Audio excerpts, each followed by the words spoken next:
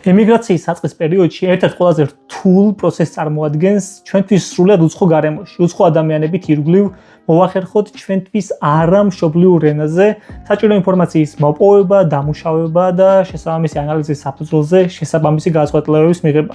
მე როდესაც ახალ ჩამოსული ვიყავი, ამ თემის ირგვლივ თითქმის არ არსებობდა ქართულ ენაზე ინფორმაცია, რომელიც დამეხმარებოდა გარკვეულიყავი პროცესებში და იმ ეტაპებში, რომელიც გავლაც გვიწევს ნებისმიერ ადამიანს ამ ქვეყანაში.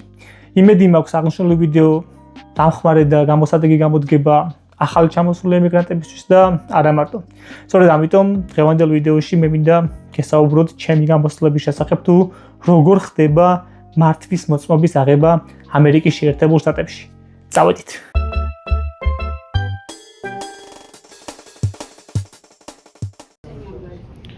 მოკლედ ახლა ვარ მინესოტა შტატის მართვის მოწმობის გამოცდაზე. გამოვიდი ისე გასასინჯათა ვარა გამოცდა თქვა, არც მიცოდებულ ვარ. და შემთხვევით ჩავაბარე. არა და გადაწყვეტილი მქონდა მეორე გამოსვლაზე. ახლა ჩავიჭრებოდი დღეს, მერე გადავიღებდი. ხო და? ჩავაბარე. და ბარემ ბოლოდან დავიწყები ხა მოყოლას. ეს ვიდეო 2023 წელს არის გადაღებული, ეხლა 2026 წელია და როგორც ხედავთ, საბოლოო ჯამში დავაყენე საშველი და გამოვაქვეყნე აღნიშნულ თემაზე შესაბამისი ვიდეო. სანამ უშუალოდ შინაარსზე გადავალ, მინდა ორ რაღაცას გავუსვა ხაზი. პირველი ის, რომ როდესაც ვსაუბრობ ჩვენ ამერიკის შეერთებულ შტატებზე, უნდა გვახსოვდეს, რომ ეს არის 50 სუბ ერთეულისგან შემდგარი გაერთიანებული შტატები, სწორედ ამიტომ ქვია მას შეერთებული შტატები. და თითოეულ შტატს შეიძლება გააჩნდეს თავისი კანონმდებლობა, რომელიც შემთხვევაში არ ემთხვეოდეს სხვა შტატის კანონმდებლობას, მეტიც რაღაც შემთხვევებში შეიძლება სრულიად საპირისპიროც კი იყოს თუნდაც მეზობელი შტატის კანონმდებლობისაგან. ამიტომ ჩემი მოწოდება იქნება, რომ აღნიშნული ვიდეო არ მიიღოთ როგორც ოფიციალური რეკომენდაცია და ოფიციალური ინფორმაციის წყარო, ეს მიიღეთ როგორც მეგობრის რჩევა და მოგიწოდებთ, რომ აღნიშნულ შტატში, რომელშიც გადაწყვეტთ თქვენ მართვის მოწმობის აღებას, გადაამოწმოთ ჩემი მიერ გაღებებული ინფორმაცია, რამდენად შესაბამისობაშია იმ შტატის კანონმდებლობასთან. და მეორე, მიუხედავად იმისა, რომ ეხლა მე მინდა გესაუბროთ მინესოტაში მართვის მოწმობის აღების გამოცდილებაზე, რომელიც 2023 წელს მოხდა. მას შემდეგ რამდენიმე საკითხი შეიცვალა მინესოტა შტატშიც, ანუ დროის გასვლასთან ერთად ერთ და იგივე შტატში შეიძლება რაღაც ცვლილებები განხორციელდეს, ამიტომ მაქსიმალურად მოგიწოდებთ დააზუსტოთ თქვენ მიერ კიდევ ერთხელ გადაამოწმოთ, რამდენად შეესაბამება 2026 წელს გაჟღერებული ინფორმაცია 2027 წელს, ან თუნდაც მომავალ თვეს დამდგარ კანონმდებლობას შორის, რამდენად არის თანხვედრა.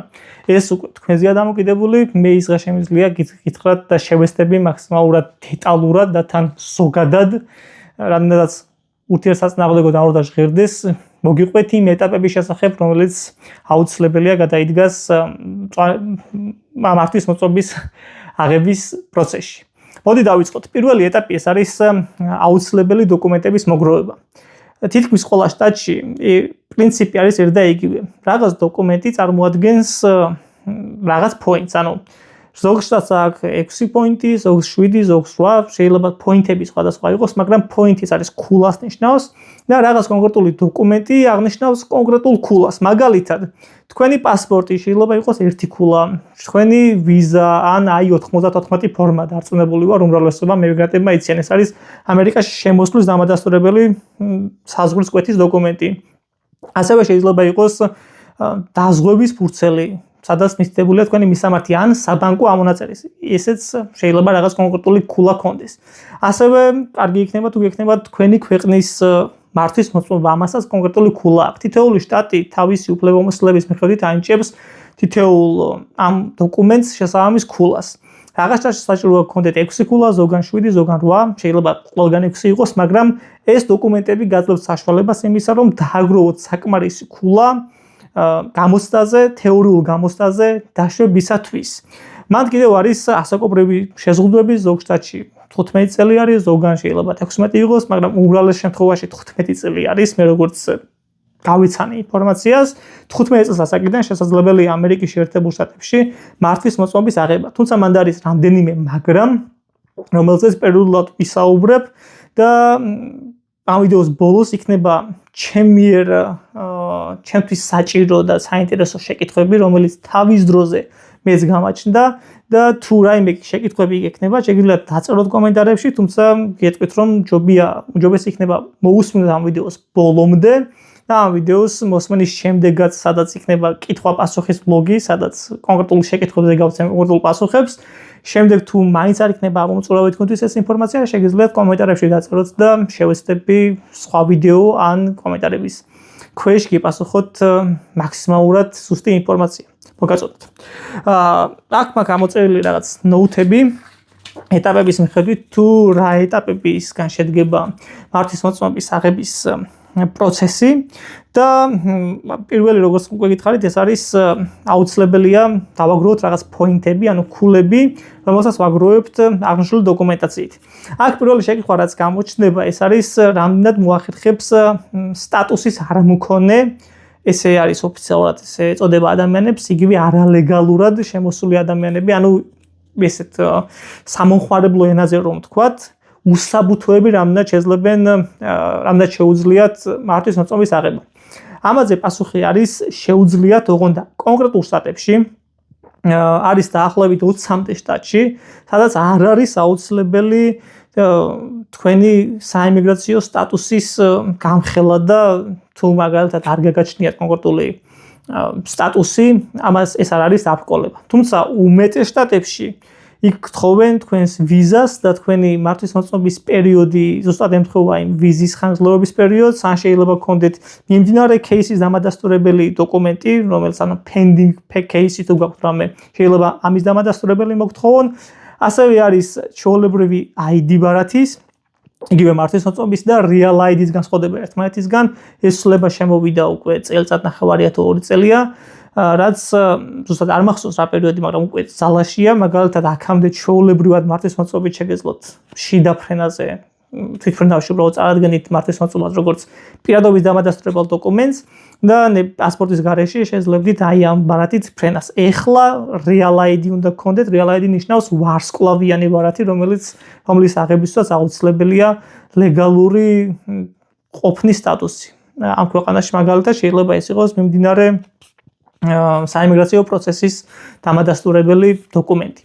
ეს კიდევ ღრმა საკითხია და გირჩევთ ადვოკატთან თქვენს საიმიგრაციო პროცესზე პასუხისმგებელ პირთან დააზუსტოთ აღნიშნული ინფორმაცია თქვენი შტატიდან გამომდინარე. როგორც გითხარით, არის შტატები, რომლებიც საერთოდ არ გასცემენ მართლისმოწმობას უსაბუთო ადამიანებზე, არის შტატები, რომლებიც არ ითხოვენ არანაირ საიმიგრაციო საბუთს იმისთვის, რომ დაგიშვან მართლისმოწმობის თეორიულ გამოსვლაზე. ეხლა გადავიდეთ უშუალოდ საჭიროა ყველა შტატში საჭირო არის რომ გქონდეთ მართლისმოწმობაზე დატანილი იყოს თქვენი საცხოვრებელი მისამართი. ამისთვის საჭიროა ადრესის, ანუ მისამართის დამადასტურებელი დოკუმენტები. ეს შეიძლება იყოს ქირავნობის ხელშეკრულება იმ ოჯახთან ან ადამიანთან, ვისგანაც ქირავთ ბინას. შეიძლება ეს იყოს კომუნალური ბილები, ანუ ელექტროენერგიის გადასახადი, გაზის გადასახადი, წყლის გადასახადი, ან ნაგვის გადასახადი, მნიშვნელობა არ აქვს, რაღაც ბილებს ეძახიან ამას. ამერიკაში გქონდეთ ფიქსირდებოდეს თქვენი სახელი, ანუ კონკრეტულ ლოკაციას ზემიბმული იყოს თქვენი სახელი, რაღაცით ხდებოდეს ამის დაკავშირება. ასევე შეიძლება იყოს ბანკის ამონაწერი, ბანკში, ყველა ბანკში საჭირო არის თქვენი მისამართი იყოს დაფიქსირებული. ამიტომ ეს დოკუმენტებიც აქედან რომელიმე აუცილებელი იქნება იმისთვის, რომ თქვენ დაადასტუროთ თქვენი მისამართი. მართლისმოწმობა ჩვენთან ხდება, რომ ჩვენ მივდივართ რაღაც კონკრეტულ ლოკაციაზე და იქ ვიღებთ უკვე დამზადებულ მართლისმოწმობას. ამ შემთხვევაში ამერიკაში ეს ეგრე არ ხდება, ისევე როგორც არც ევროპაში, როგორც მე ვიცი, ამერიკაში თქვენი დამზადებული მართლისმოწმობა მოგდით თქვენს მიერ მითითებულ აღნიშნულ მისამართს. აქ შეიძლება იყოს ერთი კითხვა, თუ შეიძლება თქვენი მისამართი იყოს ერთი, მაგრამ მართლისმოწმობა მოგივიდეთ სხვა მისამართზე, კი, მან ეტყვით რომ მინდა საბოლოო დაბეჭდილი მართლისმოწმობა კი არის ჩემი იქ დაფიქსირებული მისამართი, ანუ საცხოვრებელი მისამართი ერთი, მაგრამ მე მინდა ეს მართლისმოწმობა მომივიდეს სხვა ლოკაციაზე. ამ შემთხვევაში ამასაც დააზუსტებ და პრობლემა არ არის, ჩემ შემთხვევაში არ ყოფილა ერთი საცხოვრებელი მისამართი მითითებული მქონდა, მაგრამ იმ პერიოდში მიწევდა სხვა მისამართზე ყოფნა და მაგ მისამართზე გამომიგზავნეს დაახლოებით 3-4 კვირის ვადაში. მოდი ახლა გადავიდეთ შემდეგ მეორე ეტაპზე. გადავწყვეტეთ რომ მართლისმოწმობის აღება გვინდა და პირველი ეტაპი რაც ხდება ამ გადაწყვეტილების მიღების შემდეგ ეს არის ჩვენ უნდა დავიწყოთ მომზადება, თეორიული მომზადება, თეორიული გამოცდის, რომელსაც ეძახიან knowledge test. ანუ ცოდნის ტესტი. ანუ თეორიული გამოცდა. პირველ რიგში გირჩევთ ესეთ რაღაცას, რომ გადმოწეროთ, Google-ში ჩაწეროთ, დღეს უკვე ამის რესურსები არსებობს არა მარტო Google-ი, არამედ სხვა ხელოვნური ინტელექტის ხელსაწყოები. ჩაწერეთ თქვენი შტატის მაგალითად Minnesota Handbook of Driving Manual of Minnesota or Texas or New York. სადაც PDF-ის წიგნი იქნება, შეგიძლიათ ამობეჭდოთ. შეიძლება სადმე მაღაზიაშიც კი იყიდოთ. იგივე სახელმძღვანელო დაბეჭდილი და იქ იქნება ის ყველა თეორიული ნიუანსი, რომელიც დაგჭირდებათ მართლისმოწმობის გამოცდების ჩასაბარებლად. სიმართლე გითხრათ, მე ცოტა ზარმაცი ვარ ეგეთ საკითხებში და უფრო მარტივ გადაწყვეტილებებს ვანიჭებ უპირატესობას და ერთ-ერთი შეიძლება იყოს აპლიკაციები. მაგალითად ჩამოწერილი მქონდა Play Store-დან აპლიკაცია Minnesota Driving License Test or რაღაც ეგეთი, მაგას დავსხრინავ და სადმე აქ ამოვანათებ. ორი აპლიკაცია მქონდა, რომელთაგან როგორც სხვა ადამიანებს, რომლებიც მაგ პერიოდში იღებდნენ ქართველები მართლისმოწმობის, გადიოდნენ მართლისმოწმობაზე, ზოგს შეხვდა იქიდან საკითხები, ზოგს არ შეხვდა. ჩემს მაგალითს მოგიყვებით, მე როგორ მომივიდა და მე გამიმართლა თუ არა. ამიტომ გამართლებაზე რომ არ იყოთ და თუ გინდათ რომ მართლა საფუძვლიანად მოემზადოთ გაკვეთილისთვის და თეორიის გამოცდისთვის, ამისთვის აუცილებელია გადმოწეროთ ეს წიგნი, ერთხელ მაინც წაიკითხოთ, გაიაზროთ და შემდეგ უკვე გათვითცნობიერებული იყოთ იმ შტატის კონკრეტული კანონმდებლობის მიხედვით. გვეხმარება თუ არა საქართველოში აღებული მართლისმოწმობა. მოდი ბარემ ამ კითხვას აქ გავცემ პასუხს. პასუხი არის კი გვეხმარება და თან დიდად არც. ეხლა ნახეთ რატომ. რაღაც შტატები არის, რომლებიც თუ თქვენ გაქვთ ქართული მართლისმოწმობა, ამ შემთხვევაში არ გთხოვენ პრაქტიკული გამოცდის ტესტს, ანუ პრაქტიკაზე გასვლას არ გთხოვენ. ხოლო თეორიული ტესტის ჩაბარება არის საფუძველი იმისთვის, რომ აიღოთ აქაური ამერიკული მართლისმოწმობა, ანუ იმ შტატის მართლისმოწმობა. ამასთან არა მარტო ეგ, მაგალითად მე მქონდა შემთხვევა, როდესაც ჩემი მეგობარი ჩამოვიდა ნებრასკის შტატიდან და როდესაც უნდა უბრალოდ მართლისმოწმობის შიგნით ამერიკაში გადასვლა, მინესოტას მართლისმოწმობაზე, იქ მოსთხოვეს თეორიული ტესტის ჩაბარება. ანუ რაღაც შტატები არ აღიარებენ სხვა შტატების მიერ გაცემულ მართლისმოწმობის ავთენტურობას აღიარებენ, მაგრამ მაინც გთხოვენ საკუთარი ამ ტერიტორიის თეორიული ტესტის ჩაბარებას. ამიტომ ქართული მართლისმოწმობაზე ერთი კიდევ უცნაური შემთხვევა რაც მაქვს, რაც მქონია ერთ-იგივე შტატში, ერთ-იგივე კანონმდებლობის ქვეშ, ხო? ქართული მართლისმოწმობა მაგალითად ავიღოთ ნიუ-იორკის შტატში, ესეთი რამდენიმე შემთხვევა მქონია. ერთი საკითხი არის, მოკლედ ამ ისტორიაზე გადავალ. მუშაობს თუ არა ქართული მართლისმოწმობა ამერიკის შეერთებულ შტატებში. ეს იყო ჩემი თავარი შეკითხვა, როდესაც ჩამოვედი და თან ჩამოვედი საქართველოში თავის დროზე ავიღე რაღაც კარდონის ფურცელი იყო, მუყავს ფურცელივით, სადაც ჩააკრეს ჩემი ფოტო და რაღაც ფარატინა ფურცელი მომწეს, ეს არისო საერთაშორისო მართლისმოწმობაო. მოკლედ მე არ დამჭირვები, არ გამომიყენები ეგ საერთაშორისო მართლისმოწმობა, მაგრამ აქ იძახიან ესე გავრცელებული თქმულება არის, რომ საერთაშორისო მართლისმოწმობა თუ გაქვს, ამ შემთხვევაში 6 თვე შეგიძლია ამერიკაში იარო შენი ქვეყნის მართლისმოწმობით. ზოგი იძახეს, რომ საერთოდ არ გჭირდება საერთაშორისო მართლისმოწმობა, ჩვეულებრივი მართლისმოწმობაც საკმარისი არის 6 თვის განმავლობაში. ზოგი იძახეს, რომ აუცილებელია საერთაშორისო მართლისმოწმობის ქონა და ზოგი იძახეს, რომ ეგეც არ შველის, თუ აქაურმა პოლიციამ გაგაჩერა და არ გაქვს ამერიკული მართლისმოწმობა, შეიძლება სერიოზული პრობლემები შეექმნას. რამდენიმე кейსი მინახავს, რამდენიმე ადამიანის ისტორია ერთ-იგივე შტატში. გაუჩერებიათ ქართული მართლისმოწმობით და გაუშვიათ, არაფერი არ უთქვას პოლიციას და გაუტარებია. ასევე ყოფილა საერთაშორისო მართლმსაჯულებით ისეთ როგორც მე მაქვს როგორც გითხარით ეგეც უჩვენებია პოლიციისთვის და გაუშვიათ და არაფერი პრობლემა არ შეუქმნიათ, მაგრამ ორივე აღნიშნულ შემთხვევაში უფრო მეტად ყოფილა შემთხვევები, როდესაც პოლიციას გაუპრობლემებია და აღნიშნული პროცესი გადაუტანია სასამართლოში. ანუ გაუპრობლემებია და უთქვია, რომ თქონდა გქონდეთ აუცილებლად ამერიკული მართვის მოწმობა. და მესამე შემთხვევა არსებობს, როდესაც ჩემი მეგობარი გააჩერეს ერთ შტატში და პოლიციელმა გაანთავისუფლა ეგო და კითხა რომ არა მაგარი მართვის მოწმობები ქონდათ ჯორჯიაში. ხო და ეს ჩემი მეგობარი ფიქრობს რომ ჯორჯია იმ ადამიანს იმ პოლიციელს დღემდე გონია ჯორჯიის შტატი. არა და ჯორჯიის შტატი არ ყოფილა საქართველოს მართვის მოწმობა და შეიძლება უბრალოდ პოლიციელმა ჩათვალოს რომ ჯორჯიის ნიუ-იორკის პოლიციელმა ჩათვალოს რომ ჯორჯიის შტატში ესეთი მოწმობა აქვს.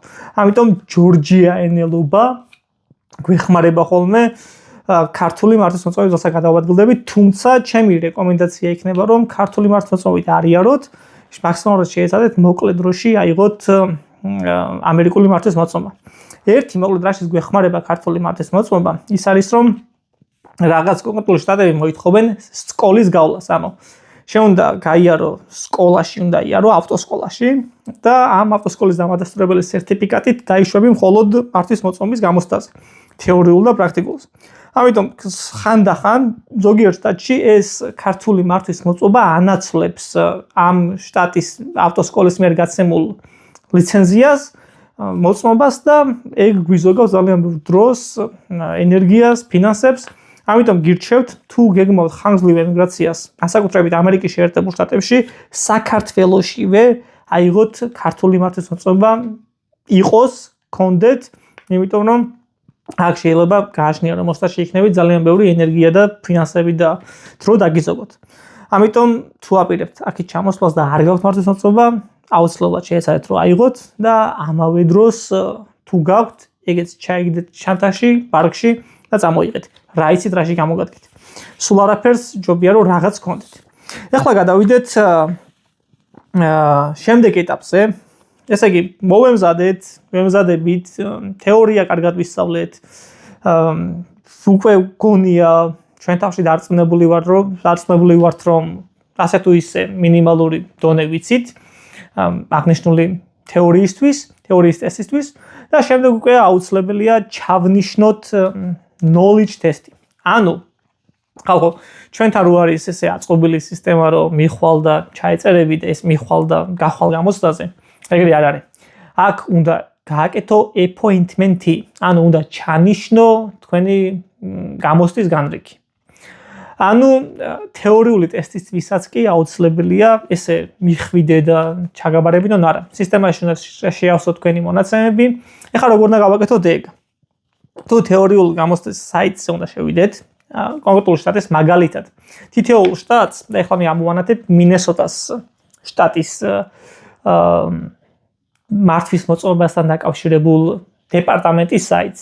ამას ყველა შტატში ქვია DMV. DMV-ს წერთ Google-ში, DMV-ს და ჩვენ შესაბამის შტატს. ნიუ-ჯერსი, პენსილვანია, ტექსასი, მინესოტა. აი მაგალითად DMV მინესოტა, ესე გამოიყურება Google-ში. და ესე გამოიყურება მათ საიტი. და როდესაც ჩვენ აღმოსავლეთ საიტზე შევდივართ, მან იქნება კონკრეტული განყოფილება, რაღაც გვერდი, რომელსაც უნდა მივაგნოთ და მაგ გვერდზე უნდა გადავიდეთ და make appointment, ანუ appointment-ის ველი უნდა ვნახოთ.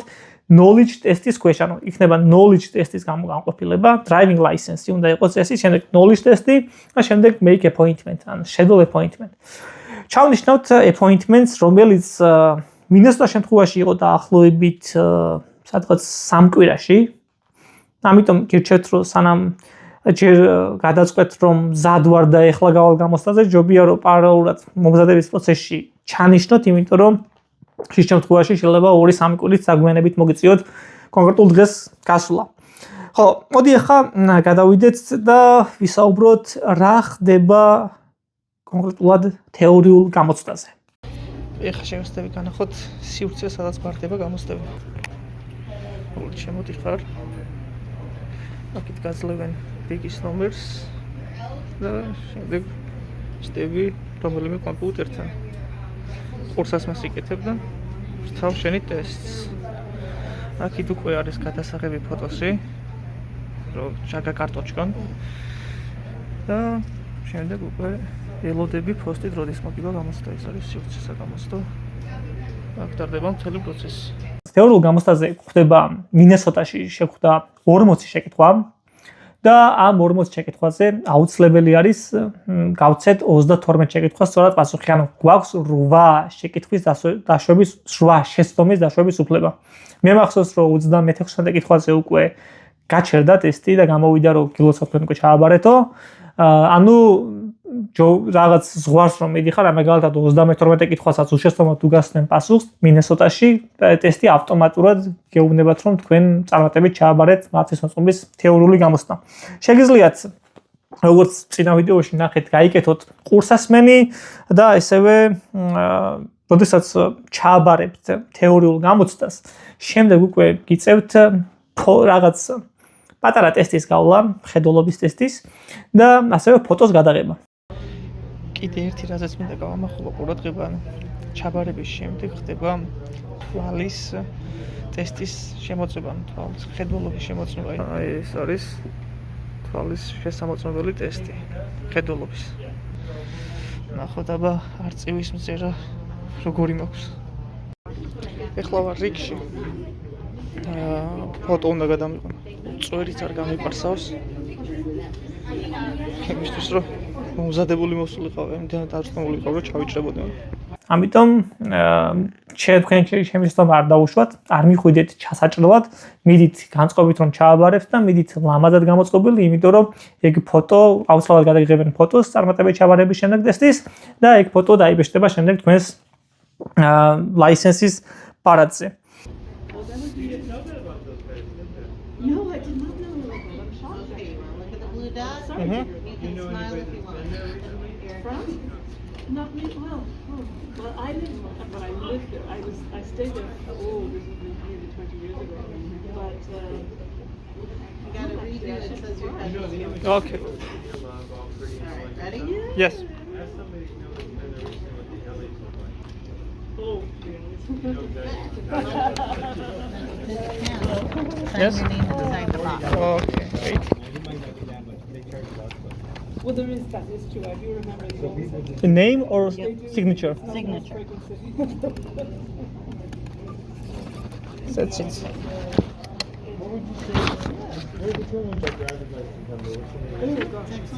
თუმცა, აქ არის ერთი საკითხი. როდესაც ჩვენ ვაბარებთ თეორიას, იგივე knowledge tests, შემდეგ არის ეგეთი საკითხი. ამ ტესტის ჩაბარების შემდეგ ჩვენ გვაძლევენ ფურცელს და არა მართვის მოწმობას, რომელსაც ეწოდება permit, driving permit. შეიძლება ეს მოკლედ რომ permit ქვია. ეს permit-ი გვაძლევს საშუალებას ჩვენ ვმართოთ ავტომობილი, მინესოტას შტატში ეგრე არის და დარწმუნებული ვარ, ბევრ შტატში ეგრე იქნება, შეიძლება არა ყველაში, რომ 21 წლის ზევით ასაკის ადამიანი თუ გვიზის გვერდით გზავრის ადგილას და მას აქვს ამერიკის მართვის მოწმობა, ჩვენ შეგვიძლია აი ამ permit-ით 6 თვიდან 1 წლამდე ვადით, ზოგიერთ შტატში, მაგალითად მინესოტაში ეს იყო 6 თვის განმავლობაში ამ permit-ით გადავადგილდით. ანუ ჩვენ თუ გაგვაჩერა პოლიციამ და გვიზის 21 წელს გადაცილებული ადამიანი, მნიშვნელობა არ აქვს მოქალაქეა თუ არა, ამ ადამიანს თუ აქვს მართვის მოწმობა, ამერიკული მართვის მოწმობა, ამ შემთხვევაში ჩვენ ვართ კანონის ქვეშ, არ ვარგოთ არაფერს. მოკლედ ეს 6 თვიანი ვადა არის იმისთვის, რომ ჩვენ მოვემზადოთ მართვის მოწმობის პრაქტიკული გამოცდისათვის. ხო და აი რა ხდება პრაქტიკულ გამოცდაზე? ამას მოგიყვებით აი ამ ვიდეოს შემდეგ.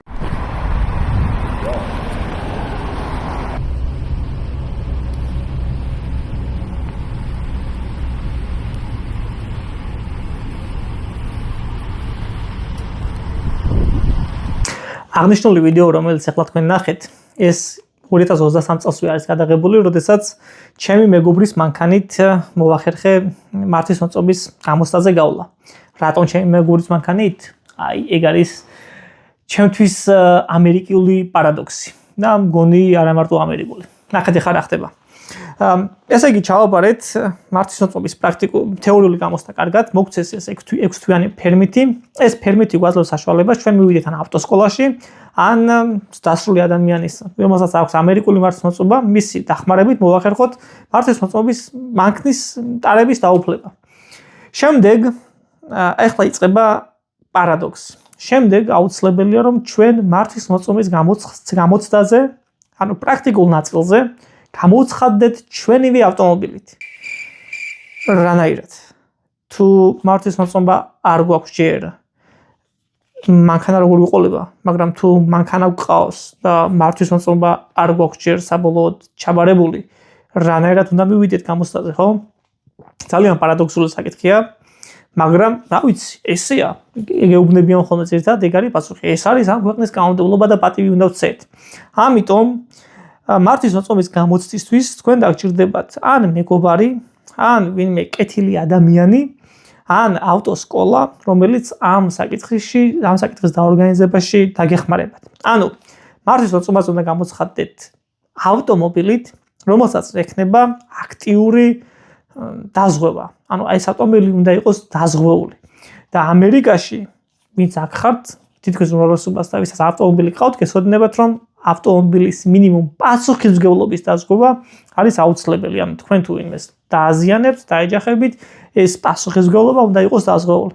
თუ მთლიანად მანქანა თქვენი ავტომობილის იქნება დაზღვეული, რომელსაც full coverage ქვია, ხო, უკეთესი. მაგრამ მოკლედ, გამოსაზრ როდესაც მიდიხართ მანქანით, თქვენ მოგთხოვენ თქვენს ფერმიტს, ანუ იმ ფურცელს, რომელიც რამდენიმე კვირის წინ, დღის წინ თუ თვის წინ მოგცეს, ამავდროულად ამ პრაქტიკულ გამოცდას ჭირდება ჩანიშნა იგივე appointment-ი, ანუ თქვენ წინასწარ უნდა დარეგისტრირდეთ აი ამ გამოცდაზე. აქ არის ერთი ნიუანსი.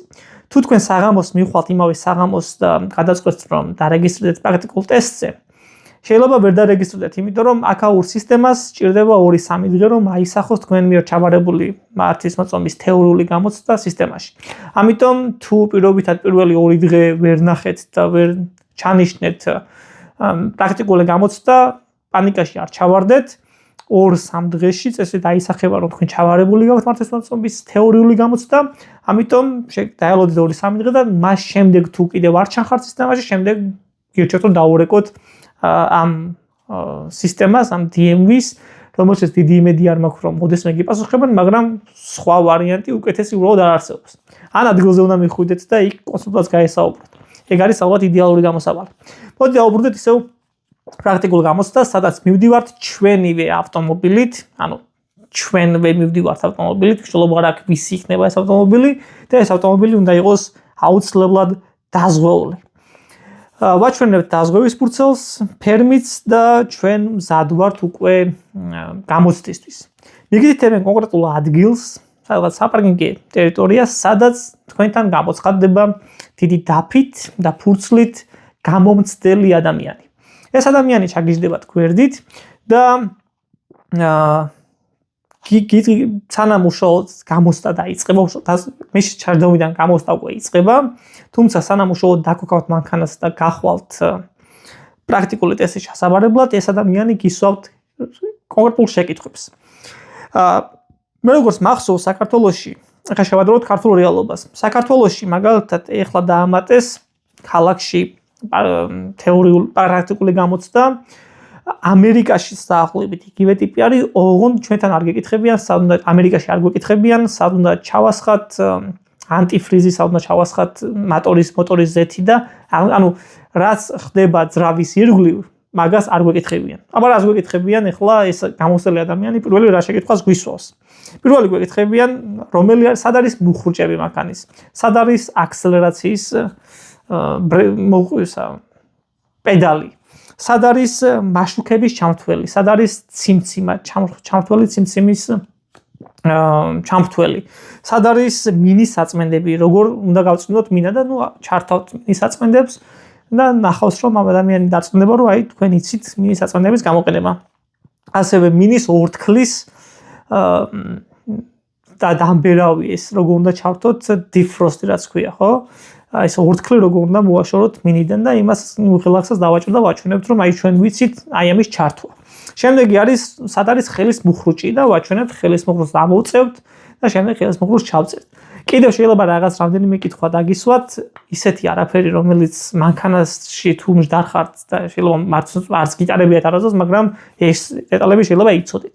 ამიტომ მსგავს კითხვებს დაგისვათ და როდესაც გეტყვით, რომ კი, ეს ეტაპები გავიარეთ, მოდი ახლა დავუძრათ მანქანა და გავიდეთ პრაქტიკული მოძრაობის გამოსწისთვის. შემდეგ ეს არის მოძრაობა გზაზე. ეხლა არის შეკითხვა ქალაქში გავყავართ თუ სადმე როგორც ჩვენთან იყო და დღემდე არის დახურულ სივრცეში ხდება მარტოსამწვავის ჩაბარება.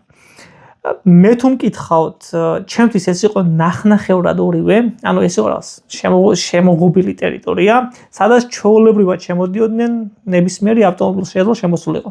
ანუ რაღაც ტერიტორიაც იყო, თუმცა ამავე დროს ეს ტერიტორია იყო ამ DMV-ის ირგვლივ, ამ საგამოსაზრდელოს ირგვლივ. ანუ მე ქალაქში გასვლა არ მომიწია. თუმცა იმიტომ რომ მე ჩავნიშნე კონკრეტულ ლოკაციაზე, სადაც ვიცოდი რომ ესეთი იქნებოდა ჩაბარების ფორმა. სხვა ლოკაციაზე როგორც ვიცი, ჩვეულებრივად ქალაქში გადიხარ, მაგრამ არა გზატკეცილზე, ქალაქის პატარა ტერიტორიაზე, სადაც შეიძლება იყოს, იქნება ქალაქისში გადაადგილება და ისევე ხშირ შემთხვევაში ელოდეთ, რომ იქნება რაღაც კონკრეტული სივრცე გამოყოფილი კონკრეტული მანევრებისთვის. მაგალითად, შეიძლება ეს იყოს გარაჟში, ფარეხში ჩაყენება, უკოსოდ ჩაყენება, შეიძლება ეს იყოს პარალელური პარკირება, შეიძლება ეს იყოს up და down hills-ი. არ ვიცი, ჩემ დროს ეს ქართულ მართლმსაჯულების სახელმძღვანელოში არ ყოფილა, ამერიკაში გავიგე პირველად. ეს არის, როდესაც დაღმართზე აჭირებთ მანქანას საჭერ რომ მხარეს უნდა დაატრიალოთ, ანუ ლოგიკა ის არის, რომ როდესაც up hill ან down hills ვაკეთებთ, საჭეს ბორბალი უნდა იყოს ეყრდნობოდეს ტროტუარს. იმისთვის რომ მანქანას დაგორებისგან დაიცვას. ანუ როდესაც ჩვენ ვაყენებთ დაღმართზე, ბორბალი უნდა იყოს მიმართული მისკენ sidewalk ტროტუარისკენ. და ანალოგიურად აფილის აღმართის შემთხვევაშიც, ანუ ვიღებთ მარცხნივ საჭეს რომ ეს ბორბალი მიყნობილი იყოს ამ ტროტუარის მხარეს, ბორდიურზე, რომ შევანცვლოთ დაგორების რისკი. ეს არის ერთი რაც უცნაური იყო ჩემთვის და არ მქონდა საქართველოში ესე შეიძლება ეხლა შეცვლილია, მაგრამ ჩემ დროს არ იყო საგამოსტო ბილეთებში და მეორე ეს არის blind spot-ის შემოწმება, რომც არ იყოს საჭირო blind spot-ის შემოწმება, აუცილებლად შეამოწმეთ. რას ნიშნავს ახლა blind spot-ის შემოწმება? blind spot-ი ეს არის მკვდარი ზონები, ესე ვთქვათ, უხილავი ზონები, პირდაპირ თარგმანი იქნება ბრმა ზონები. ანუ როდესაც ჩვენ მანქანას მართავთ, მიხედებით მარცხნა საჭეში, მარცხნა სარკეში, მარჯვენა სარკეში, უკანა ხედვის სარკეში უკრიდან, ან მიუხედავად ამ ჩვენი მზერისა, მანქანას შეიძლება გააჩნდეს ბრმა ზონები, ანუ ისეთი წერტილები, სადაც შეიძლება მოყვებოდეს სხვა ავტომობილი, უბრალოდ ამ სარკეებში არ ჩანდეს. ამიტომ აუცილებელია ამერიკაში, როდესაც ზოლიდან ზოლს ვიცვლით, დავაფიქსიროთ blind spot-ი. რას ნიშნავს blind spot-ი? პირველი ვიხედებით მარცხნივ და გვერდით, ანუ გვერდით ხარ მოყვება ავტომობილი და თუ ვიც გადავდივართ მაგალითად მარჯვენა ზოლში, ამ შემთხვევაში ვიხედებით მარჯვნივ და ვამოწმებთ გვერდით ხარ გვიდგას ავტომობილი. ანუ შეიძლება ავტომობილი გვერდით მოყვებოდეს და საერთოდ არც ერთ სარკეში არ ჩანდეს. ამიტომ ნებისმიერი მანევრის დროს, რომელიც მოიცავს ზოლიდან ზოლში გადასვლას, არასდროს არ დაგავიწყდეთ blind spot-ის შემოწმება და კისრის ვარჯიშების გაკეთება. ესე კარგად დაუფიქსირეთ, რომ თქვენ blind spots აკეთებთ. ასევე ერთი პატარა ჰინტი, ანუ პატარა ხრიკივით მინდა გაგიზიაროთ, რასაც მე ვაკეთებდი. მე ვყვებოდი ნების, როდესაც მეტყოდა რომ მაგალითად ჩავხვიე მარჯვნივ, მე ვყვებოდი, რას ვაკეთებდი მაგალითად. ეხლა ვაპირებ მარჯვნივ ჩახვევას, ამისთვის ვთავ მარჯვენა ციმციმას და ვიწყებ ჩახვევის მომართულებას. როგორც ხედავთ, ლაპარაკი მიყვარს, არ მზღუდავს და ამიტომ მე თან ვსაუბრობდი იმას, რასაც ვაკეთებდი იმისთვის, რომ ამ ადამიანს დაიფიქსირებინა, რომ მე ეს ყველაფერი გააზრებული მაქვს და არა დაზეპირებული და ინსტინქტებით არ ვაკეთებ. ხო, კიდევ ერთი რაც მინდა რომ გაგიზიაროთ, არის ის, რომ არ ახელდეთ თუ თქვენ მართვის მოწმობის გამოცდილება გაქვთ, მართვის გამოცდილება გაქვთ საქართველოში, დარწმუნებული ვარ ამერიკაშიც დიდი ალბათობით ჩააბარეთ. ეხლა რა ხდება თუ ვერ ჩავაბარეთ? შეგიძლიათ კიდევ ერთხელ დაჯავშნოთ მართვის მოწმობის პრაქტიკული გამოცდა და ეგეც მე მგონი უფასოდ, ანუ პირველი 2 წდა მინესოტაში ყოველ შემთხვევაში იყო უფასო. მე პირველ სტაჟზე ჩავაბარე, როგორც ნახეთ, თეორია, პირველ სტაჟზე ჩავაბარე პრაქტიკა. ერთი შენიშვნა, რაც მომცეს და ამერიკაში თქვენ ამას შეამჩნევდით, აქ ყველა კვარტალში, თითქმის ყველა ქუჩაზე არის სტოპ ნიშანი. სტოპზე უნდა გააკეთოთ, რა თქმა უნდა, full stop-ი, ანუ სრულად უნდა გაჩერდეთ. ანუ მე გირჩევთ რომ სტოპზე რომ გაჩერდებით, დაითვალოთ 1, 2, 3 შეამოწმოთ სივრცეები ამასობაში და შემდეგ უკვე გააგრძელოთ მანევრი.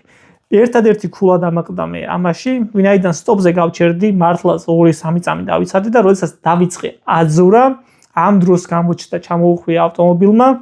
სრულიად საკმარისი დრო მქონდა და მოვახერხე კიდევაც ისე რომ ავარიული სიტუაცია არ შექმნილიყო დაახლოებით 50 მეტრის მოშორებით ჩამოუხვია ავტომობილმა და რადგან უკვე მანევრი დაწყებული მქონდა და ლამის ნახევრარზე ვიყავი საჯვარედინზე გასული, აღარ შევაფერხე, პირიქით ავაჩქარე ავტომობილი და როდესაც მორჩა გამოსცა და გამოსულა მითხრა რომ გილოცავთ თქვენ ჩააბარეთ მართვის მოწმობის პრაქტიკული გამოცდაც, მად მითხრა რომ ერთადერთი ქულა თქვენ დაგაკლდათ აი ამ სტოპ ნიშანზე მოქცევისთვის.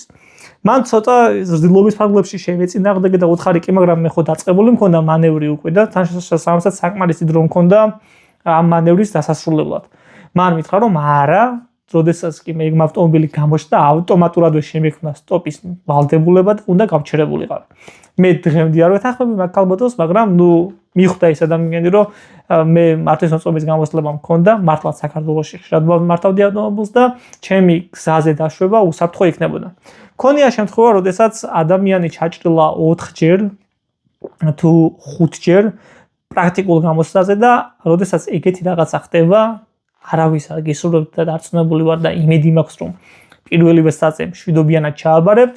ამ შემთხვევაში ისინი გამისამართებენ ავტოსკოლაში. გთხოვენ და გეკითხებიან ვალდებულებას გაძლევენ დაესწროთ კონკრეტული რაოდენობის გაკვეთილებს და ამ გაკვეთილების დასწრების შემდეგ, როდესაც უკვე გექნებათ ავტოსკოლის სერტიფიკატი, ისევ ბრუნდებით მართვის მოწმობის მე მგონი პრაქტიკულ გამოცდაზე და არაბარებთ თეორიას. ეგ არ ვიცი, არ მქონია ეგ შემთხვევა, მაგრამ წესით ეგრე უნდა იყოს და შემდეგ ისევ გეძლევა ჩანსი დაამტკიცოთ თქვენი მზაობა მართვის მოწმობის ასახებად. თუ ამ ეტაპამდე უყურეთ და ამ ეტაპზე მოხვედით, გილოცავთ თქვენ უკვე გაგაჩნიათ ამერიკის მართვის მოწმობა, რომელიც თქვენს მისამართზე გამოიგზავნება და ვინაიდან პირველად იგზავნება ეს თქვენს მისამართზე, შეიძლება 4 თვე ღმერთმა დაგიფაროთ, 4 კვირა, ან შეიძლება 6 კვირაც კი დაჭირდეს. ჩემ შემთხვევაში სადღაც მე-5 კვირას მოვიდა, მაგრამ მას შემდეგ რაც განახლებაზე მიდიხარ მართვის მოწმობის, შემდეგ უკვე შედარებით მარტივად და მოკლე დროში მოდი, სადღაც 2-დან 3 კვირაში. მოდი ახლა მინდა განახოთ, როგორ გამოიყურება ამერიკული მართვის მოწმობა. რაღაც ინფორმაციას დავფარავ, თუმცა დაახლოებით ფორმა არის ესეთი. აი ესე, როგორც გითხარით, Real ID-ს აქვს ვარსკვლავი, რომელიც განასხვავებს ჩვეულებრივ ID-ს, Real ID ნიშნავს თუ ემიგრანტი ხართ, რომ თქვენ ხართ ლეგალურად ამ ქვეყანაში და ლეგალური სტატუსით ამ ქვეყანაში.